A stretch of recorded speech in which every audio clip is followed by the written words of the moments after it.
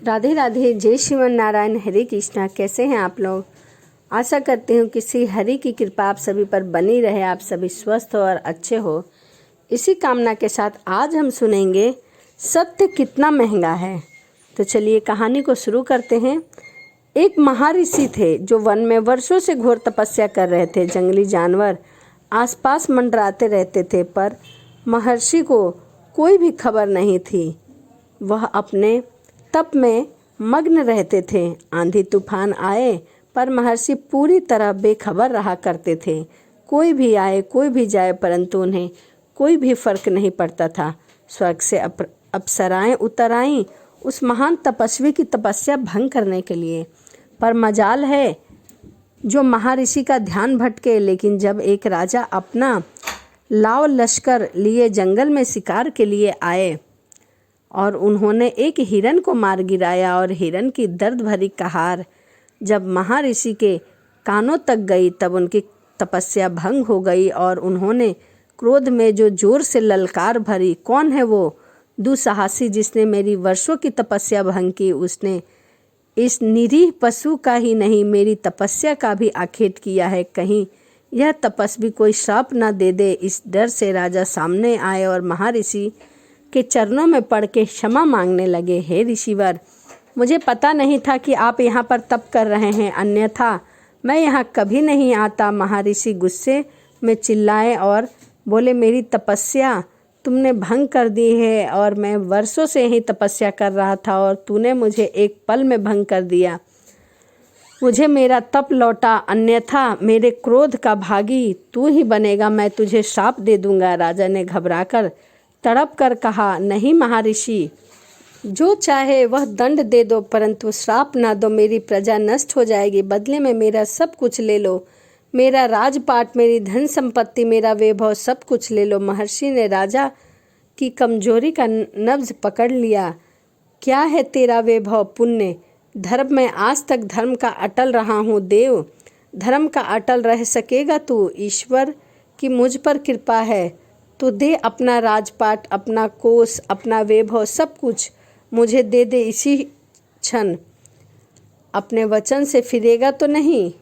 और राजा ने श्रीमुख से जो वचन निकला वह हमेशा के लिए एक किंवदंती कहावत बन गई।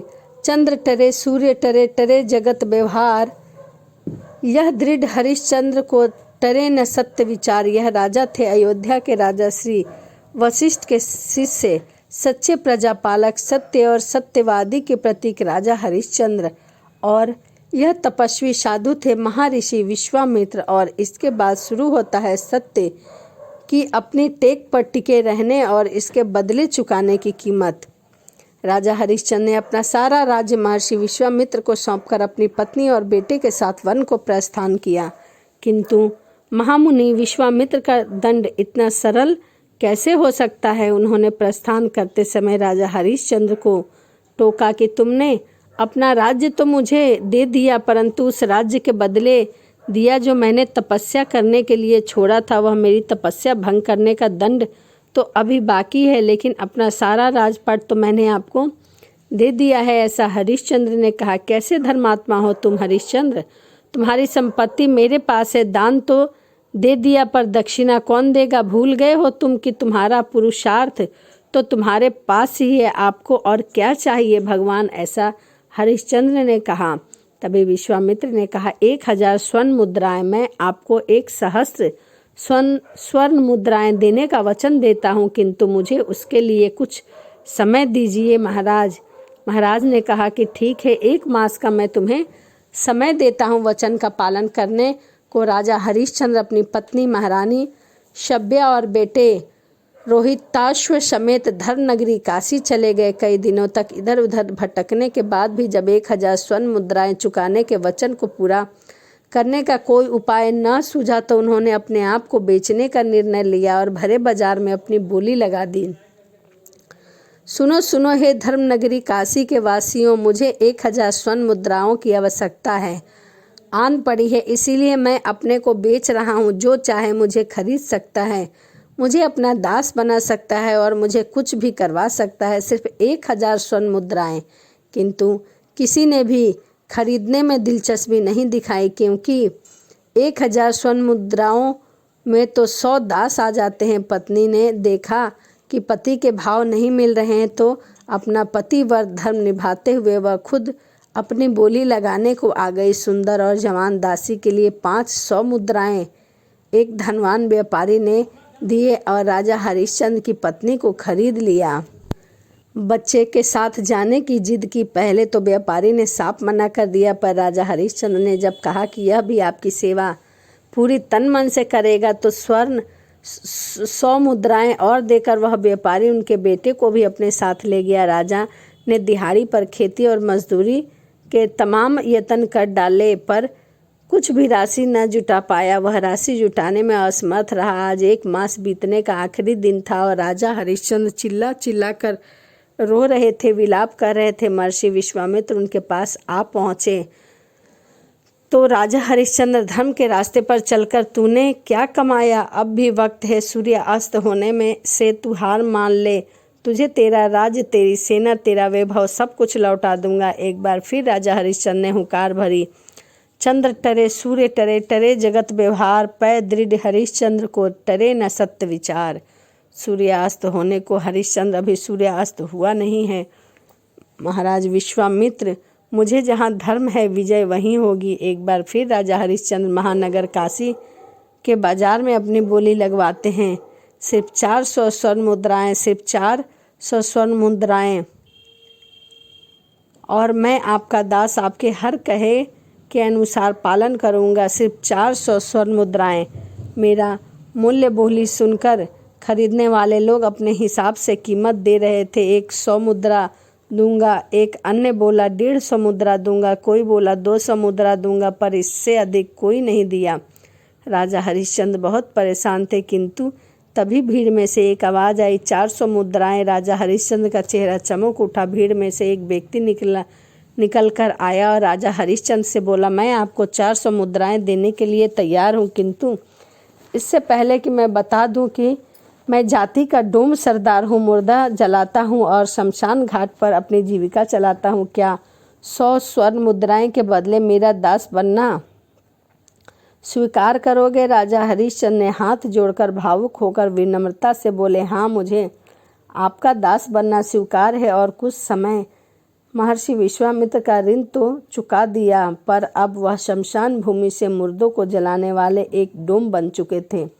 रोजाना चिताएं जलाते और उनमें से निकलने वाले धुएं से उनकी आंखों से आंसू सूख चुके थे।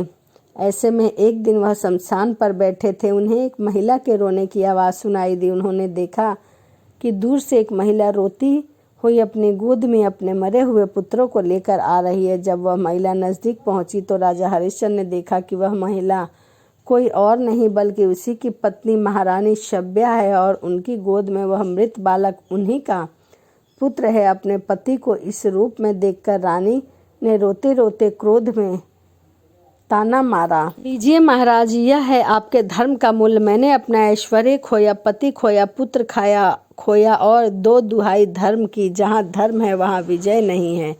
टूट चुके हैं। राजा हरिश्चंद्र ने अपने पुत्र को उठाया, उसका मुख चूमते हुए फिर उसे चिता पर लेटा दिया। फिर जलती हुई मशाल लेकर अपनी पत्नी के पास वापस आकर बोले, कर दो देवी, ताकि मैं आपके पुत्र की चिता को आग दे सकूं। बिना कर के मैं कोई भी काम नहीं करता। रानी के आश्चर्य का ठिकाना न रहा। वह रोते रोते बोली, महाराज, यह आपका भी पुत्र है।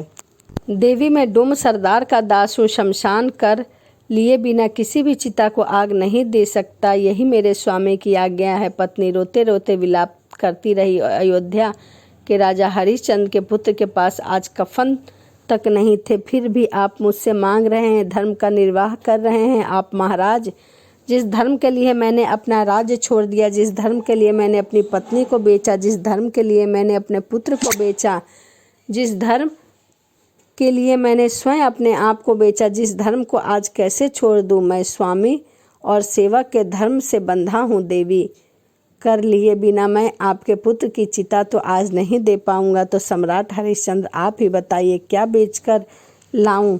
शमशान कर जो दे सकती हूँ। अपने वस्त्र का आधा हिस्सा कर के रूप में दे दिया। अपनी पत्नी को धर्म के नाम पर नंगा करना चाहते हो तो यह लो। ऐसा कहकर रानी ने अपनी साड़ी फाड़नी शुरू कर दी। महर्षि विश्वामित्र वहाँ प्रकट हुए और चिल्लाकर रानी को ऐसा करने से रोका। और राजा हरिश्चंद्र ने कहा, धन्य है तू हरिश्चंद्र, धन्य है तेरा कुल, धन्य है तेरे गुरु, धन्य है धर्म के पथ पर चलने की तेरी प्रतिज्ञा। आज तू जीत गया और मैं हार गया हूँ। आज मैं विश्वामित्र अपने तप का सारा बल, सारा पुण्य तुझे प्रदान करता हूँ। ऐसा कहकर महर्षि विश्वामित्र चिता पर मृत पड़े। उसके पुत्र के सिर पर हाथ फेरते हैं और कहते हैं, उठो रोहितास उठो। और कुछ ही पलों में वह बालक उठकर खड़ा हो जाता है। राजा हरिश्चंद्र ने महर्षि विश्वामित्र की परीक्षा में जो कुछ भी गंवाया था उन्हें वह सब कुछ वापस मिल गया। राजपाट, सेना, कोष, पत्नी और पुत्र। इसीलिए कहते हैं कि धर्म की डगर बहुत कठिन होती है। जिन्हें हम दुख और संघर्ष समझते हैं वो ईश्वर द्वारा ली गई हमारी परीक्षा हो सकती है। धैर्य के साथ धर्म मार्ग पर टिके रहने से हम जीवन सफल कर सकते हैं। हर बार की तरह इस बार भी मैंने आपके लिए एक अच्छा सा कहानी लेके आई। यदि आपको वीडियो अच्छी लगी हो तो प्लीज़ चैनल को सब्सक्राइब, लाइक, कमेंट, शेयर ज़रूर करिए। तो चलिए इसी के साथ वीडियो को समाप्त करते हैं और मिलते हैं अगली वीडियो में। राधे राधे, जय श्रीमन नारायण, हरे कृष्णा।